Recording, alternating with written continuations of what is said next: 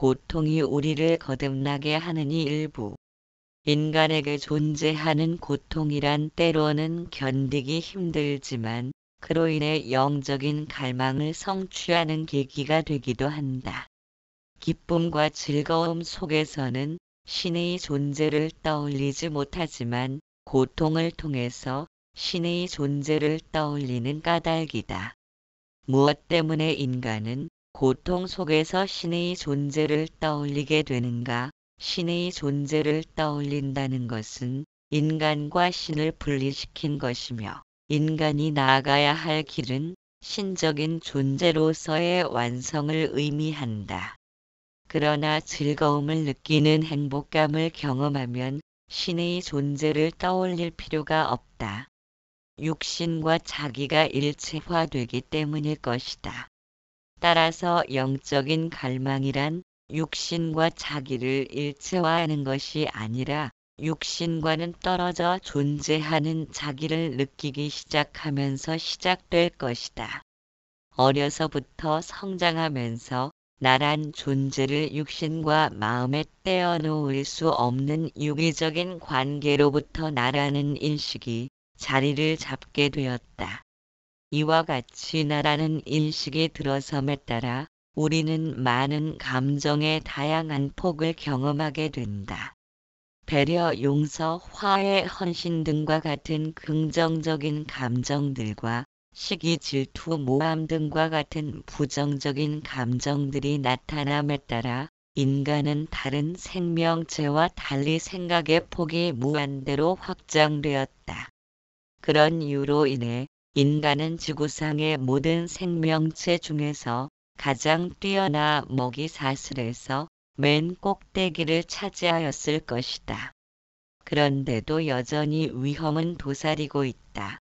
비록 인간을 위협하는 다른 생명체는 없지만 인간과 인간끼리의 반목과 대립이 횡행한다는 것이다. 인간 이외의 생명체는 다른 생명체의 위협으로부터 공격을 받지만 자신들과 같은 생명체끼리 공격을 당하거나 위협을 느끼지는 않는다.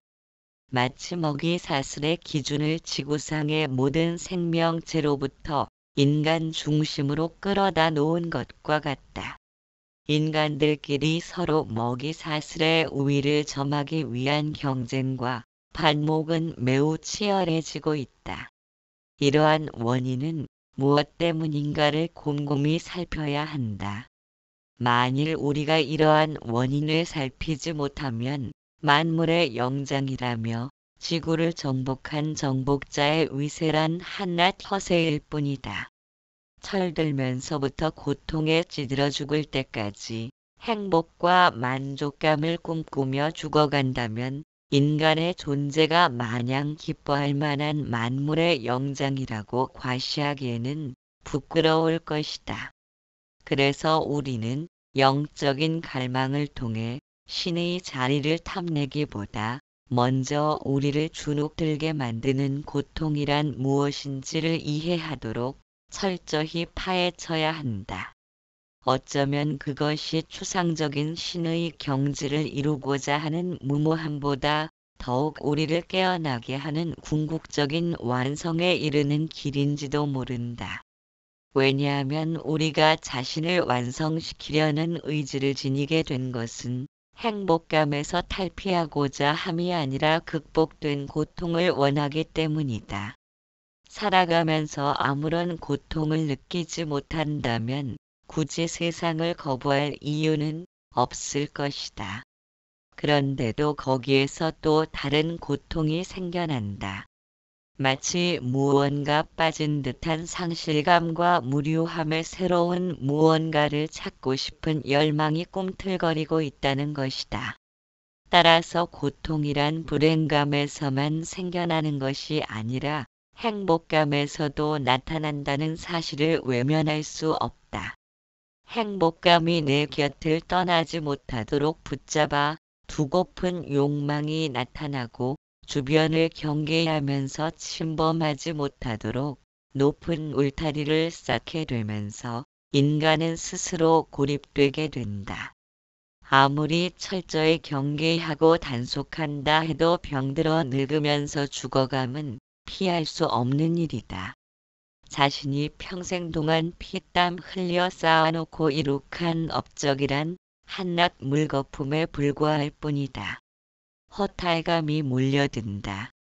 이처럼 쓸모없고 휴지 조각과 같은 것들을 위해 자신의 생애를 전부 소비한 것에 대한 서글픔에 몸을 가누지 못할 것이다. 우리는 모두 이와 같은 과정을 겪어야 한다. 그것이 인간이다. 여러 가지 감정의 다양한 폭을 지녔음에도 결국은 그것들의 먹이가 되고 마는 참담한 존재이다. 이러한 과정을 되풀이한다면 우리는 고통의 실체를 파헤쳐 보아야 한다. 그렇지 않으면 평생을 고통의 벽 앞에 무릎 꿇어야 하기 때문이다. 멀쩡하던 사람이 사고로 눈을 다쳐 사물을 보지 못하면 그의 좌절감은 상당히 충격적으로 다가올 것이다. 그러나 태어날 때부터 맹인으로 태어났다면 똑같이 사물을 보지 못하는 상태인데도 맹인과 실명자의 고통은 현격한 차이를 보인다. 선천성 맹인은 못 본다는 사실에 그다지 고통을 느끼지 못한다.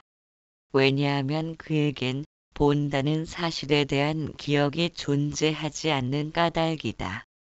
즉 고통이란 과거에 경험된 기억으로부터 생겨나고 있음을 알 수 있다. 마찬가지로 사람이 다리를 다쳐 걷지 못하고 네 발로 기어다녀야 한다면 매우 고통스러울 것이다. 그러나 네 발로 다니는 개나 고양이 등의 축생들은 별다른 고통을 느끼지 못한다. 그들은 몸의 구조가 네 발로 다니도록 형성된 까닭일 것이다.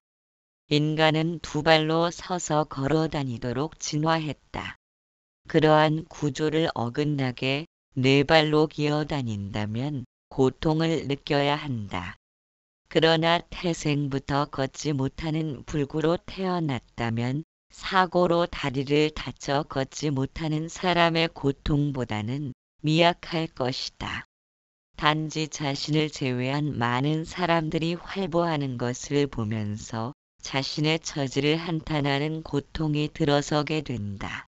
이것은 타인과의 비교를 통해 고통이 생겨난다는 의미이다. 이처럼 고통은 두 가지 조건을 통해 생겨나는데 첫째는 과거에 경험된 기억과 둘째는 타인과의 비교를 통해 생겨난다는 것이다. 그렇기 때문에 우리가 고통에 대하여 올바른 관찰과 이해를 하지 않으면 평생을 고통의 늪에서 허우적거리다 생을 마감해야 한다. 고통이란 불행감에서만 생겨나는 것이 아니라 행복감에서도 생겨나기 때문이다. 행복과 불행이 실제로 존재하는 실체가 있다면 고통도 역시 분명한 실체로서 존재한다고 말할 수 있다. 그러나 행복과 불행이란 존재하는 실체가 있는 것이 아니라 늘 변하고 바뀌는 개념상의 문제이다.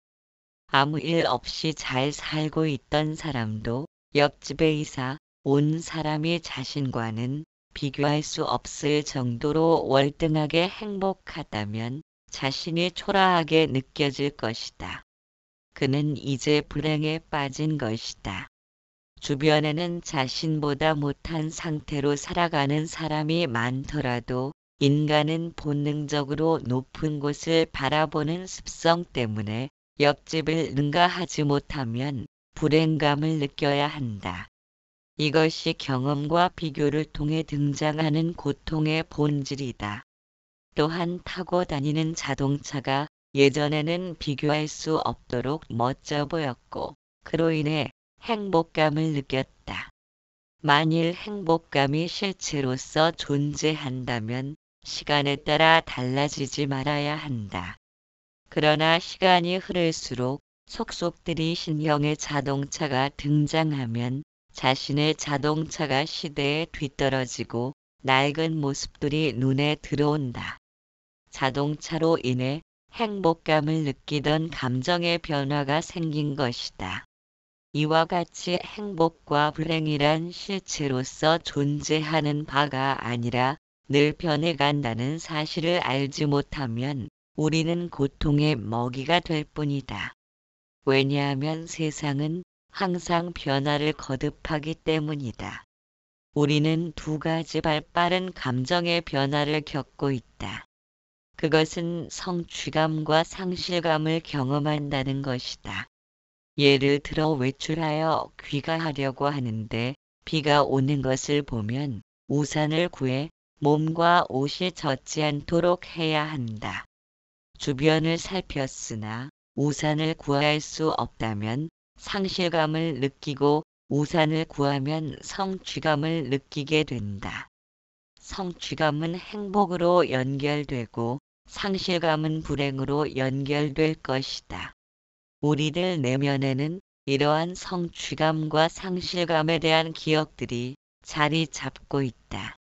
성취감을 느껴 만족함을 안다는 것은 상실감을 알기 때문이고 상실감을 느껴 참담함을 안다는 것은 성취감을 알기 때문이다.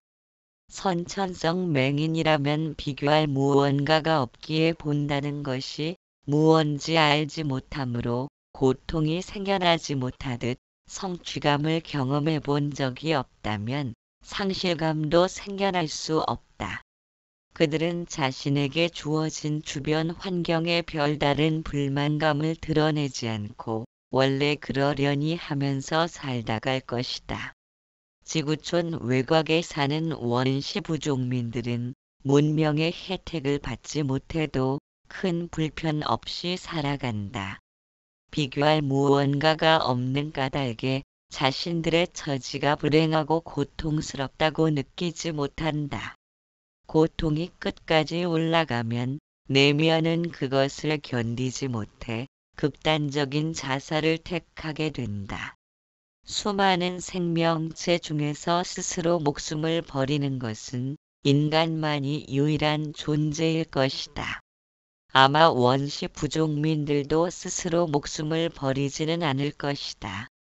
이처럼 인간이 극단적인 선택을 행한다는 것은 지금 현재를 살지 못하고 기억된 과거의 경험을 통해 미래를 상상하고 있다는 의미이다. 마음의 작용이란 생각의 모양을 짓는 것이며 생각의 모양을 짓는 것이란 하고자 하는 뜻을 일으키는 것이다. 비가 내리는 모습이 눈에 들어오면 우리는 비가 온다고 생각하는데 그것이 생각의 모양을 짓는 것이다. 생각이란 눈에 사물이 비치고 귀에 소리가 들려오고 몸에 닿이는 촉감을 느끼는 등으로 언어가 달라붙지 않은 상태이다. 그 상태로는 좋고 나쁨을 분별하지 않으므로 취하려는 욕망과 떨치려는 분노가 일어나지 않는다.